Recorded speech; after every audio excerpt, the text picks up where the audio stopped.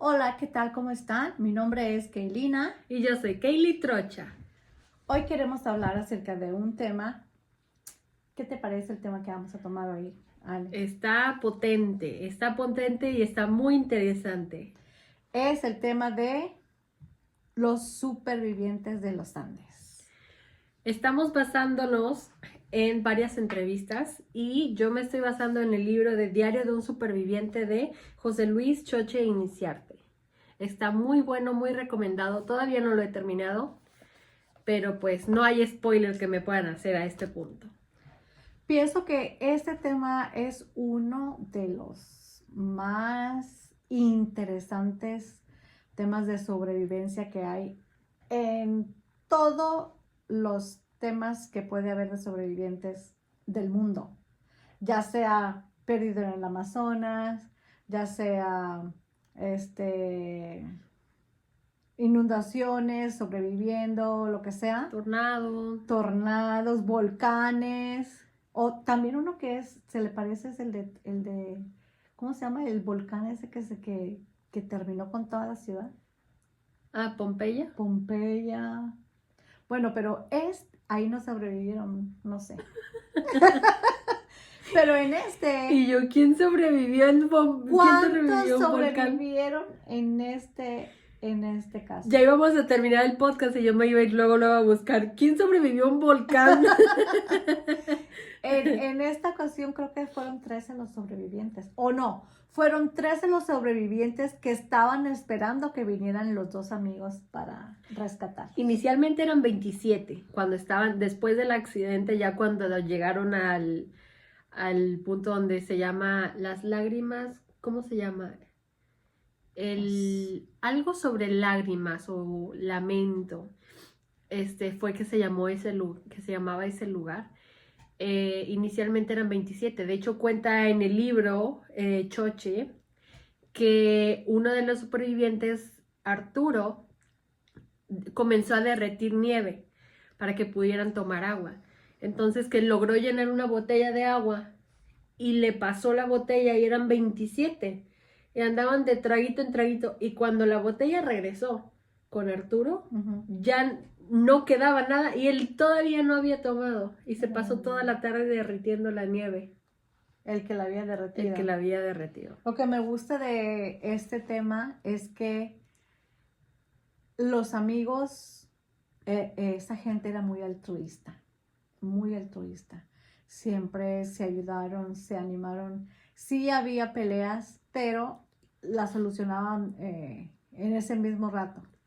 Pues no tenían nada que hacer, ¿verdad? Sí. Pero Sí, de hecho, una de las peleas que le estoy comentando hace rato a mi mamá era que uno de los sobrevivientes no fumaba. Entonces llega el momento del reparto de los cigarrillos y le dice Choche a este compadre que no sé, no me acuerdo de su nombre, pero dice, oye, yo sé que tú no fumas, pero no digas, di que sí fumas y pásame tus cigarros a mí. Entonces le contesta a ¿y tú qué me vas a dar a cambio? ¿Yo qué voy a recibir a cambio? Y le dice, pues no sé, te doy dinero. Y dice, no, quiero de tu comida. Entonces le dio de sus raciones de comida. Pero ¿cuál era la diferencia? Si la comida era lo mismo. Como que la comida era lo mismo. Pues todos comían cuerpos humanos. Pues sí, pero quería más. Quería de su ración. Ay, guay, no sé. Entonces, en ese libro, estamos hablando de las peleas. En este libro, comenta Choche que esa persona que le dijo, no, dame de tu comida, no le quiso hacer el favor así de, te paso mis cigarros. Él puso en su propio libro que yo trataba de quedar bien con todos, trataba de ser amigo de todos. Y dice, bueno, así dice él, puntos suspensivos. O sea, le tiró la pedrada, la indirecta en el libro que escribió acá. El lugar al que te referías era el Valle de Lágrimas. El Valle de Lágrimas, Valle de Lágrimas. Sí. De hecho, ellos hacían una oración que hablaba de las lágrimas sin saber que estaban parados ahí en ese lugar llamado el Valle de Lágrimas. Ok, ¿qué otra cosa sabemos de los supervivientes? Que todos ellos tenían estreñimiento y entre ellos hacían apuestas de quién iba a ser el último en defecar, ¿verdad? Entonces, uno que se llamaba Bobby eh, lo logró después de 34 días de no ir al baño. Wow. Pero lo peor de eso es que después de el periodo de estreñimiento siguió algo peor, que fue un periodo de diarrea. Yo creo que en lo que el cuerpo estaba rezongando por la comida No estaba acostumbrado. ajá, o la no comida que le estaban dando. Ujú.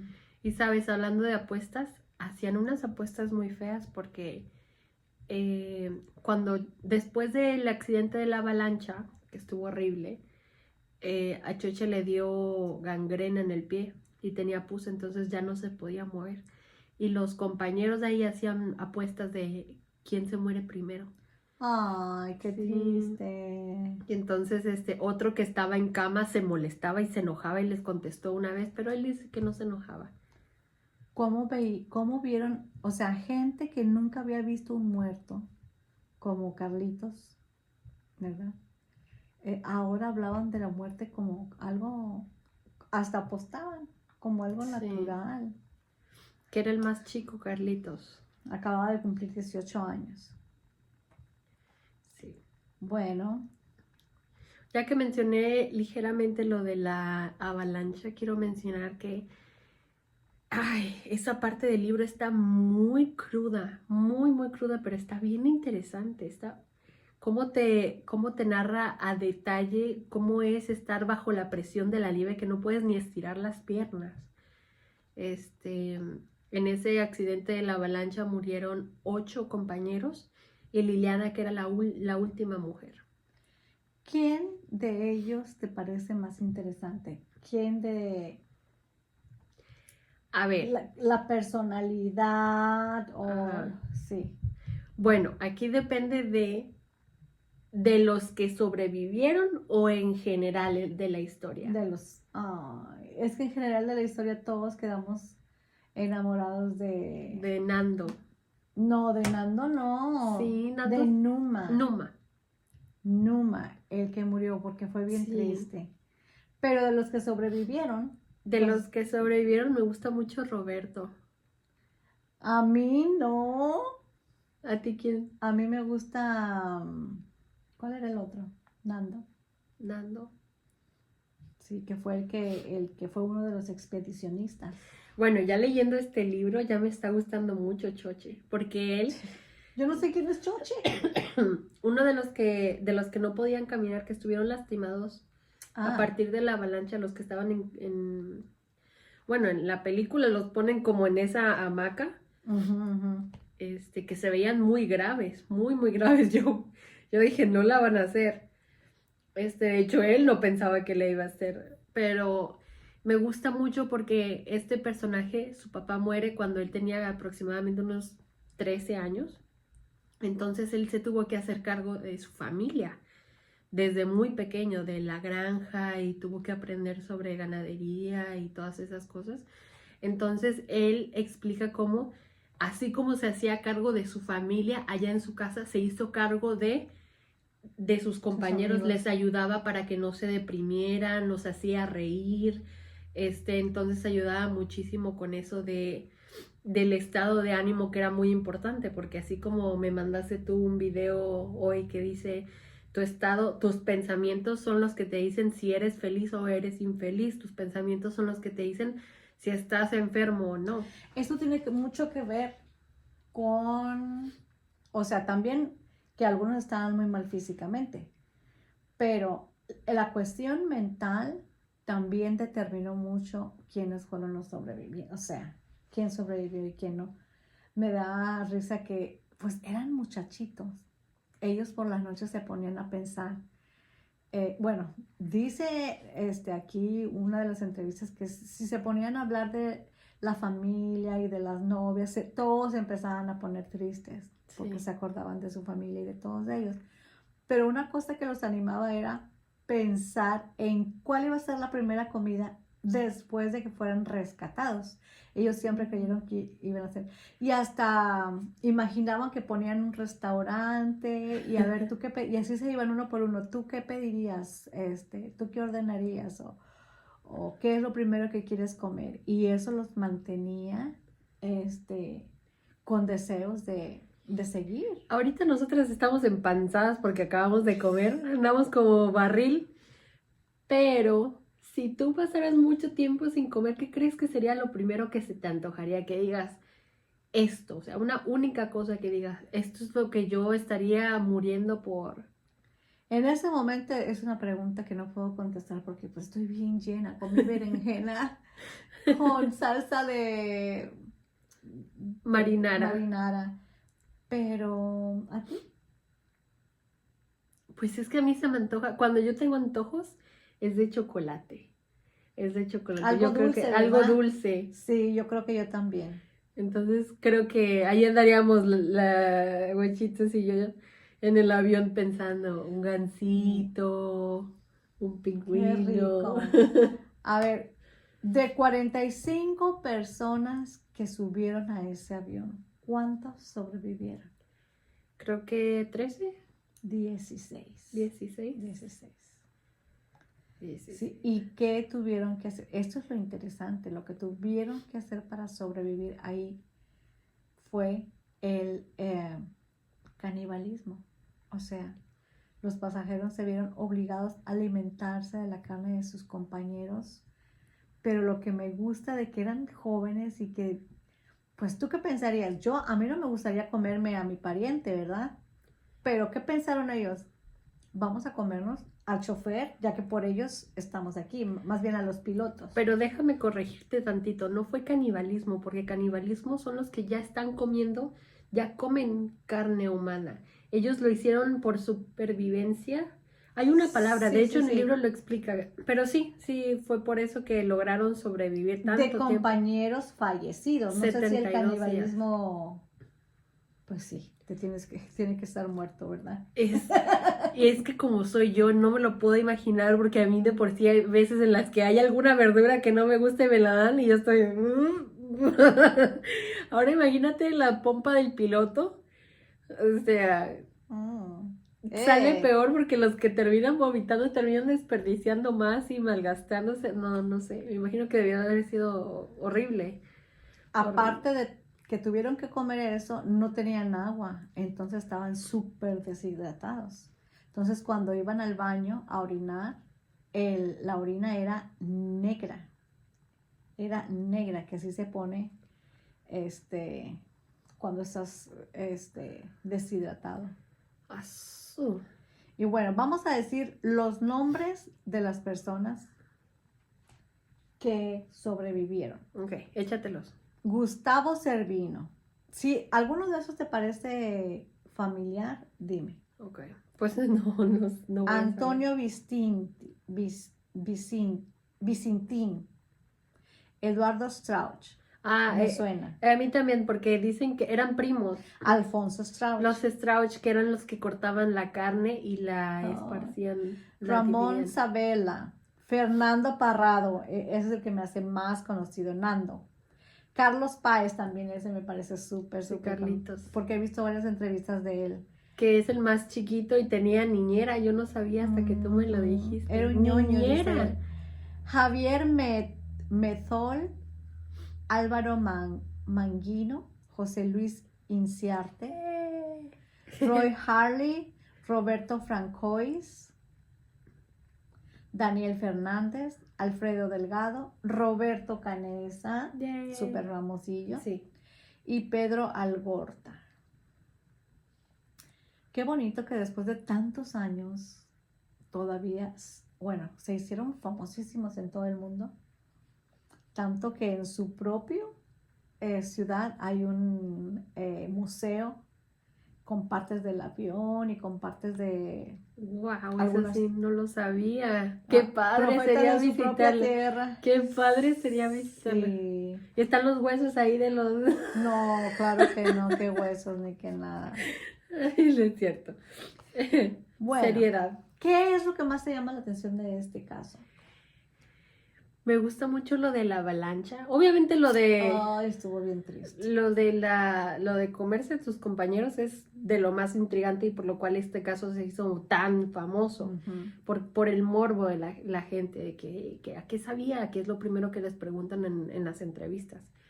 Pero a mí me parece muy interesante la avalancha porque cuenta Choche que sobrevivió solamente porque el pie de Fito lo tenía a escasos centímetros de él y hacía una burbujita de aire y eso era lo que le permitía respirar un poquito. Entonces cuando logró salir, Fito dejó un caminito como de aire y por ahí comenzó a agarrar un poco de aire y poder salir. Entonces, y hay una parte, lo voy a leer, que dice, tenían que escarbar a toda velocidad, como lo hacen los perros, en esa nieve endurecida, lastimaba los dedos y el esfuerzo te pone el corazón a toda máquina, pero no se puede parar porque tu amigo está muriendo allí abajo. Entonces, imagínate, o sea, no sé si tú has ido a la nieve, si tú has sentido como un ratito tener o solamente de agarrarte un hielo un ratito en la mano, cómo te quema ese Ujú. frío. Ahora imagínate con tanto tiempo duro y tener que escarbar y escarbar, pero porque la vida de tus compañeros está dependiendo de eso. Eso es Sí. lo que me parece muy interesante. ¿Y a ti? A mí me parece muy interesante la historia de Nando, que es uno de los que más me llama la atención, que fue que con el choque tuvo una fractura craneal y estuvo inconsciente por días. De hecho, sus compañeros pensaron que no iba a sobrevivir, pero como estaba en el hielo, pues ahora se dan cuenta que el hielo ayudó a desinflamar Wow. el cerebro y por eso se salvó.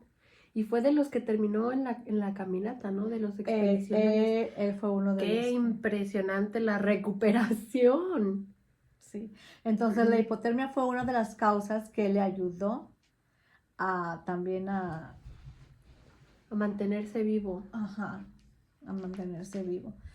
Luego despierta, pues queriendo saber dónde está su mamá y dónde está su hermana. Y resulta que se había muerto su mamá y su hermana estaba inconsciente. Estuvo inconsciente varios días que yo sepa, ¿verdad? Hasta que murió. No lo logró. No, imagínense que de una familia, padre, madre, hijo, hija, solo al final solo sobrevivió el padre porque no fue al viaje y Nando, que fue uno de los Híjole. que pidieron ayuda. Ahora, ¿cómo se puede decir qué cosas que después de estar, cuánto tiempo pasaron en 72 días pasaron. Esos son más de 3 meses, como 3 meses, no 2 meses y medio. Ujú. Van, se preparan para subir todas las montañas, cruzan las montañas, llegan a Chile y ven ahí a una persona a caballo y le mandan rápido una carta que son sobrevivientes o sea, qué irónico lo que les contesta. Espérenme hasta mañana, mañana mando por ustedes que los rescaten, imagínate, un día más. Hablando Un de día de irónico. los que hicieron la expedición, Choche comenta que ellos tenían beneficios.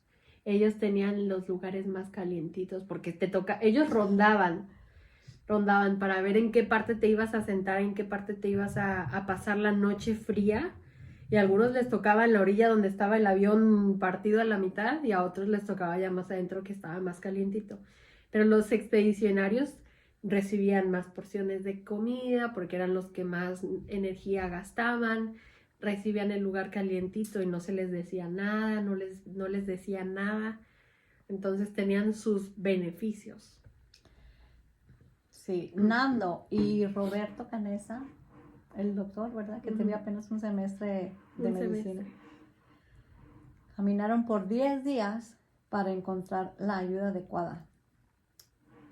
Y finalmente, pues fueron rescatados. Pero algo que me llama mucho la atención es que en una entrevista que vi, dice que no podían ir todos en el mismo helicóptero, así que tenían que hacer otro viaje, pero el viaje lo iban a hacer al siguiente día. Así que unos de los rescatistas se quedaron ahí con los sobrevivientes y donde ven el escenario, el avión, los cuerpos, lo que comían, ni siquiera quisieron dormirse con ellos. No, ¿Por qué? estaban, no sé, ¿a ti te gustaría dormirte con un caníbal? Al Les lado. tenían miedo. Tenían miedo. Ay, no, pero era por sobrevivir. Pues sí, pero no quisieron, sí, eso es algo que dijo Nando. Es que marcó casi un precedente del canibalismo. Con eso de que a ellos los tienen como héroes. Bueno, porque fue algo que no buscaron hacer, sino que tuvieron que hacer por sobrevivencia. Que de hecho cuando llegaron al hospital, el doctor les preguntó qué habían comido. Primero guardaron el secreto, no querían decirlo, ¿verdad? ¿O qué dice tu libro? Todavía no llegó a esa parte. Pero pues finalmente tuvieron que decir. Y no sé, ¿lo tomaron? ¿Cómo lo tomó el mundo? No lo tomó mal, no se lo... Les dio morbo. Sí, obviamente, pero no lo recriminaron como, ¿por qué a mi hijo? ¿Por qué te comiste a los parientes, Sí. no? No, sino que lo vieron, Porque hasta cierto punto les pareció, ok, está bien. tenían ese derecho de sobrevivir. Si ya habían sobrevivido al choque, pues tenían ese derecho de tratar de seguir con sus vidas. Y dice que hicieron juntas formales de hablar de forma religiosa, de lo legal, de lo moral, para discutir sobre eso. Cuenta Joshi que a él se le pasó por la cabeza eso de que la energía que tenemos está allá afuera, está en nuestros compañeros, y luego se sorprende al saber que otro de los que estaban ahí, de los sobrevivientes, también había pensado lo mismo que él y desde hace días que llevaba pensando eso. Entonces ellos lo habían pensado pero no lo querían decir al inicio. Me da mucho gusto que forjaron una gran amistad con el arriero que encontraron, que el arriero se llamaba, ¿cómo se llamaba? Aquí tiene que decir, Sergio Catalán. O sea, nunca en su vida lo olvidarán y no tanto, y ni eso, sino que fueron amigos por siempre de él hasta que él murió. Sí, esos se juntaron los sobrevivientes. Es que se hizo una amistad ahí. Dice Choche que se creó un pacto entre compañeros donde mi cuerpo es tuyo, si algo me pasa a mí, tú puedes comerme. Por otro lado, el trauma que sufrieron y el dolor fue tan grande que yo vi una entrevista de los hijos de los sobrevivientes de los Andes, en donde uno de los hijos decía que el tema ese no se hablaba en casa. Nunca se habló en casa de todo lo que había sufrido, de todo lo que había pasado. No se hablaba de eso. El papá no quería hablar de eso. Qué cosas. Y ahora ya están dando entrevistas. Sí, no todos, ¿verdad? Hay algunas personas que los declararon como si fueran, o sea, todos tenían un rol en ese avión. Sí. Unos cortaban la carne, otros ayudaban a alimentar a los enfermos. O repartía, otros trataban otros derretían de la atender a los nieve. enfermos, derretían para tomar agua. O sea, cada quien agarró su rol según como le nació o que en lo que ellos se sentían cómodos. Pero hubo personas que eran como sanguijuelas, no hacían nada de nada. De hecho, querían morir. La pregunta aquí es, déjanos en los comentarios, ¿hubieras sido una sanguijuela?